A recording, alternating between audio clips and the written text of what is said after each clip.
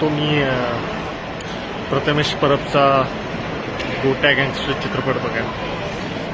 खरं सांगितलं तर चित्रपट बिलो ॲव्हरेज होता, म्हणजे तो ॲव्हरेजही म्हणू शकत नाही आपण. आणि महत्त्वाची गोष्ट अशी की प्रथमेश परब जो टिपिकल चित्रपट करतो ना, तो हा चित्रपट त्याच कॅटेगरीमधला चित्रपट, ज्याच्यामध्ये तेच पाचकळ संवाद असतात, तीच स्टोरी असते, तीच म्हणजे त्याच्यात प्रथमेश परबलाच चांगला दाखवायचं असतं त्यांना. आणि बऱ्याचशा गोष्टी आहेत की ज्या टिपिकल प्रथमेश परबच्या चित्रपटात आपल्याला बघायला भेटतात.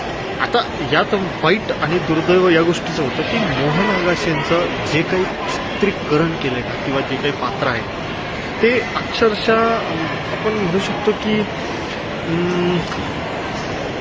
कीव येते त्यांच्याकडे बघून. म्हणजे मला खरंच सॉरी मी हा शब्द वापरतो, पण त्या पात्राकडे किंवा त्या पात्रामध्ये असलेले मोहन आगाशे ना बघून अक्षरशः कीव.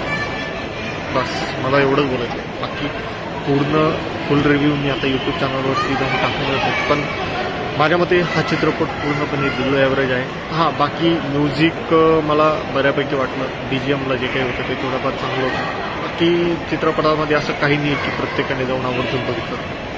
तर बाकी भेटूया आपण फुल रिव्ह्यूमध्ये, आणि सोबतच चॅनलला सबस्क्राईब करायला विसरू नका.